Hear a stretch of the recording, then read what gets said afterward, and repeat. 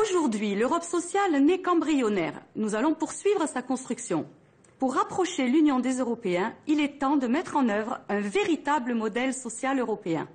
D'autant plus que l'Europe sociale ne fait pas obstacle à la compétitivité mondiale de l'Europe. Celles et ceux qui se sentent en sécurité socialement sont innovants et performants. Il n'y a pas de progrès économique sans progrès social. Nous proposons que tous les États membres disposent d'un salaire minimum et travaillent ensemble sur la manière de faire converger ces minima. Les progrès sociaux instaurés par certains États doivent inspirer l'Europe, la tirer vers le haut.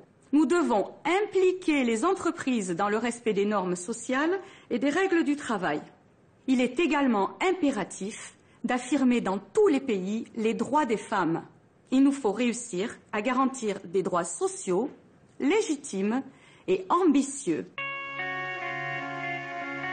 Les Européennes et les Européens aspirent en ce début de XXIe siècle à des libertés nouvelles et à de nouveaux droits. Parce qu'ils sont mieux informés et mieux formés, ils savent les exprimer et se battre pour les revendiquer. Les radicaux ont été les fondateurs des grandes libertés qui ont marqué l'avènement de la République française. Et aujourd'hui, nous continuons tout naturellement cette action en étant les partisans de libertés nouvelles que réclament pour l'Union européenne nos sociétés tolérantes, nos sociétés démocratiques, nos sociétés ouvertes sur le monde, où nous voulons que chaque individu puisse choisir sa place et faire entendre sa voix. Pour cela, il faut, face à l'acharnement récent des conservateurs et des réactionnaires, que le prochain Parlement inscrive de manière intangible nos libertés individuelles. Ces libertés passent par le droit de chacun à disposer de son corps et de sa sexualité. Les jeunes Européens doivent avoir accès à une contraception gratuite.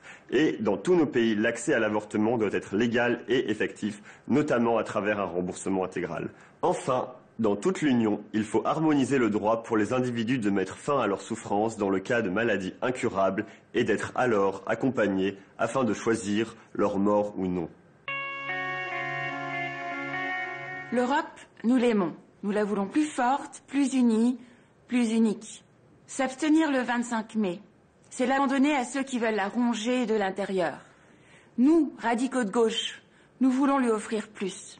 Il est temps de doter l'Europe d'une constitution, un texte voté par le Parlement, réuni en constituante, puis ratifié par chaque pays le même jour. Car en votant, nous aurons le sentiment d'appartenir ensemble à la nation européenne que nous construisons. Nous voulons des États-Unis d'Europe, fondés sur les traditions démocratiques des pays membres. Nous voulons un Sénat européen composé d'élus locaux et régionaux, responsabilisés et ayant pour mission de rapprocher l'Europe de ses citoyens au quotidien. Ce nouveau Parlement désignera et contrôlera la Commission pour plus de lisibilité et plus de transparence.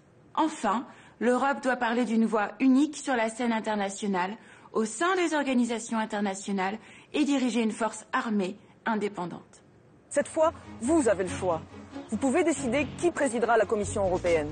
En votant pour les listes communes du Parti socialiste et du Parti radical de gauche, le 25 mai, vous choisirez Martin Schulz. Ensemble, nous gagnerons une Europe de gauche, une Europe sociale, une Europe démocratique, une Europe humaniste. Le 25 mai, par notre vote, imposons une nouvelle croissance. Le 25 mai, un seul jour, un seul tour.